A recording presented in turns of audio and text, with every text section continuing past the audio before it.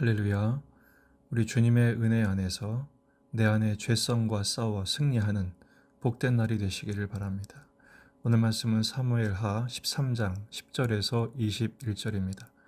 암논이 다말에게 이르되 음식물을 가지고 침실로 들어오라. 내가 네 손에서 먹으리라 하니 다말이 자기가 만든 과자를 가지고 침실에 들어가 그의 오라버니 암논에게 이르러 그에게 먹이려고 가까이 가지고 갈 때 암논이 그를 붙잡고 그에게 이르되 나의 누이야 와서 나와 동침하자 하는지라. 그가 그에게 대답하되 아니라 내 오라버니여 나를 욕되게 하지 말라. 이런 일은 이스라엘에서 마땅히 행하지 못할 것이니 이 어리석은 일을 행하지 말라. 내가 이 수치를 지니고 어디로 가겠느냐. 너도 이스라엘에서 어리석은 자 중에 하나가 되리라. 이제 청하건대 왕께 말하라. 그가 나를 내게 주기를 거절하지 아니하시리라 하되 암논이 그 말을 듣지 아니하고 다말보다 심히 세므로 억지로 그와 동침하니라. 그리고 암논이 그를 심히 미워하니 이제 미워하는 미움이 전에 사랑하던 사랑보다 더한지라. 암논이 그에게 이르되 일어나 가라 하니 다말이 그에게 이르되 옳지 아니하다. 나를 쫓아내는 이 큰 악은 아까 내게 행한 그 악보다 더하다 하되 암논이 그를 듣지 아니하고 그가 부리는 종을 불러 이르되 이 계집을 내게서 이제 내보내고 곧 문빗장을 지르라 하니 암논의 하인이 그를 끌어내고 곧 문빗장을 지르니라. 다말이 채색 옷을 입었으니 출가하지 아니한 공주는 이런 옷으로 단장하는 법이라. 다말이 재를 자기의 머리에 덮어쓰고 그의 채색 옷을 찢고 손을 머리 위에 얹고 가서 크게 울부짖으니라. 그의 오라버니 압살롬이 그에게 이르되 내 오라버니 암논이 너와 함께 있었느냐. 그러나 그는 내 오라버니이니 누이야 지금은 잠잠히 있고 이것으로 말미암아 근심하지 말라 하니라. 이에 다말이 그의 오라버니 압살롬의 집에 있어 처량하게 지내니라. 다윗 왕이 이 모든 일을 듣고 심히 노하니라. 아멘. 본문에 계시된 주님은 어떤 분이신가? 죄의 사슬을 끊기를 원하십니다. 오늘 13장 말씀은 거론하기도 부끄러울 만큼 참 그 내용이 매우 난감합니다. 다윗에게 학습된 죄가 자녀들에게 어떻게 이어지고 그 재앙이 펼쳐지는지를 내용으로 하고 있기 때문에 그렇습니다. 1절을 보면 그 후에 이 일이 그랬습니다. 다윗이 범한 죄의 결과가 그 가정에 어떤 영향을 미치는지를 설명하기를 원했던 것이죠. 다윗이 예고했던 그 가정의 재앙의 시작이 바로 오늘 일로, 이 본문의 일로 이어지는 것입니다. 다윗의 아들 중 암논이 있었습니다. 그가 다른 아들 압살롬의 누이 다말의 아름다움을 보고 상사병에 들게 됩니다. 우라로 말미암아 병이 되었다. 그러니까 단순한 사랑이 아니라 음욕이 불 붙듯이 일어난 것이죠. 그것으로 시름시름 앓자 간교한 친척 친구인 요나답, 이 요나답이 꾀를 냅니다. 병든 채 하고 왕에게 다말을 보내달라고 요청해라. 그래서 이 왕에게 요청을 합니다. 그러자 다윗이 다말에게 암논에게 음식을 차려주라고 보냅니다. 그리고 나서 성폭행을 하게 된 것이죠. 다윗이 밧세바의 아름다움을 보고 음욕이 일어서 죄를 범한 것과 암논이 다말의 아름다움을 보고 음욕이 일어 죄를 범한 것 맥이 같습니다. 사람을 보내어 밧세바를 불러오죠. 지금은 다윗이 다말을 보내어 암논으로 범죄케 합니다. 이 죄에 다윗도 연루된 것입니다. 12절을 보면 다말이 사정합니다. 오라버니 나를 욕되게 하지 말라. 이런 일은 이스라엘에서 마땅히 행하지 못할 일이다. 이 어리석은 일을 행하지 말라고 부탁합니다. 암논은 그 말을 듣지 않습니다. 힘으로 제어해서 억지로 폭행을 합니다.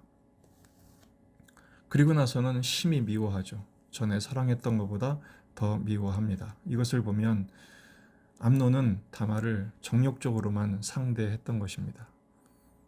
그리고 암논은 다말을 내쫓죠. 다말이 옳지 않다고 저항합니다. 그러나 역시 듣지 않습니다. 끌어내고 문빗장을 걸고 맙니다. 다말은 재를 머리에 쓰고 채색 옷을 찢고 머리에 손을 얹고 또 크게 울부짖고 압살롬의 집에서 처량하게 지냈다 그랬습니다. 처량하게 지냈다는 것은 거의 폐인이 되었다는 것이죠.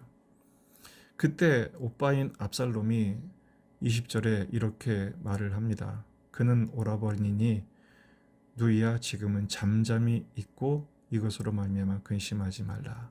이때부터 압살롬은 복수의 칼을 갈게 됩니다. 형제간의 피바람이 예고되고 있는 것이죠. 문제는 21절의 다윗 왕의 모습입니다. 이 모든 일을 듣고 심히 노하니라.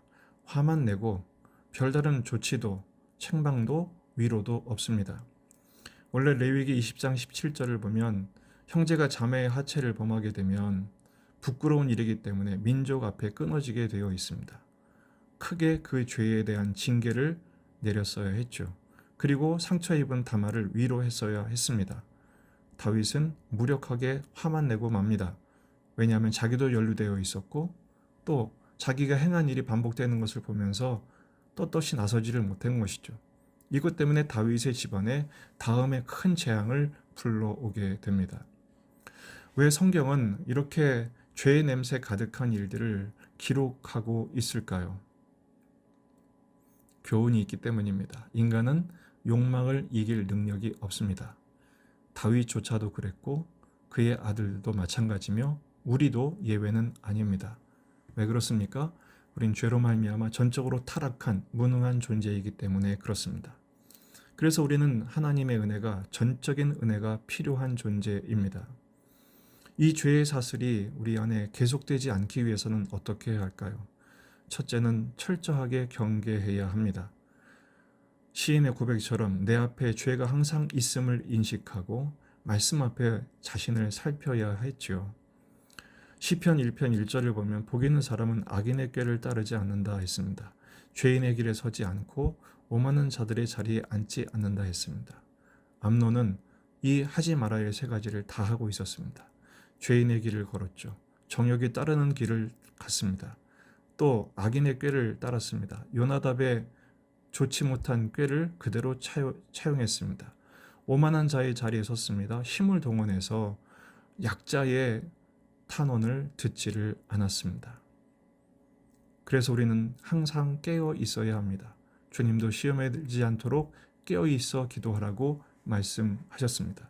두 번째는 전적으로 의탁해야 합니다. 죄를 끊어내는 힘과 은혜를 주시는 하나님께 엎드려야 합니다. 그래서 주님이 주시는 은혜를 힘입을 때 대적하고 싸우면 이기게 해주십니다. 엎드리지 않기 때문에 이기지도 못하는 것이죠. 로마서 8장 12절에서 14절입니다. 그러므로 너희는 죄가 너희 죽을 몸을 지배하지 못하게 하여 몸의 사욕에 순종하지 말고 또한 너희 지체를 불의의 무기로 죄에게 내주지 말고 오직 너희 자신을 죽은 자 가운데서 다시 살아난 자 같이 하나님께 드리며 너희 지체를 의의 무기로 하나님께 드리라. 죄가 너희를 주장하지 못하리니 이는 너희가 법 아래 있지 아니하고 은혜 아래 있음이라. 할렐루야. 하나님께 우리를 온전히 맡겨드려야 합니다. 그리고 하나님의 은혜를 힘입어 죽을 몸이 나를 지배하지 못하도록 정욕이 나를 통치하지 못하도록 하나님께 나를 내어드리며 그 은혜의 그늘 아래 들어가야 합니다. 그 은혜의 그늘은 오직 십자가의 능력과 성령님의 권능을 요청할 때만 가능해집니다. 갈라디아서 5장 24절 25절 그리스도 예수의 사람들은 육체와 함께 그 정욕과 탐심을 십자가에 못 박았느니라. 만일 우리가 성령으로 살면 또한 성령으로 행할지니 아멘. 죄와 피 흘리기까지 싸워 승리하는 하루가 되시기를 바랍니다. 오늘도 우리 안에 육신의 정욕, 안목의 정욕, 생의 자랑이 자꾸 잡초처럼 머리를 내밀면서 자라나게 될 것입니다. 말씀으로 깨끗하게 하고 물로 씻고 성령의 불로 태우는 엎드림의 과정, 자기 싸움의 과정이 필요합니다. 마귀를 대적하라 그리하면 이기리라 저가 물러날 것이라고 말씀하셨듯이 하나님의 말씀의 능력을 힘입어 항상 우리 자신을 살피며 죄와 피 흘리기까지 싸워 승리하는 축복의 날이 되시길 바랍니다. 오늘 저녁 금요 기도에는 시편 120편 전쟁 중에 하나님이 어떤 평화를 어떻게 주시는지를 묵상하게 될 것입니다. 오늘 밤 기도를 통해서 우리의 시인의 영성이 곧 우리의 기도를 더 깊게 하는 그 축복을 누리시는 밤이 되시기를 주의 이름으로 축원합니다.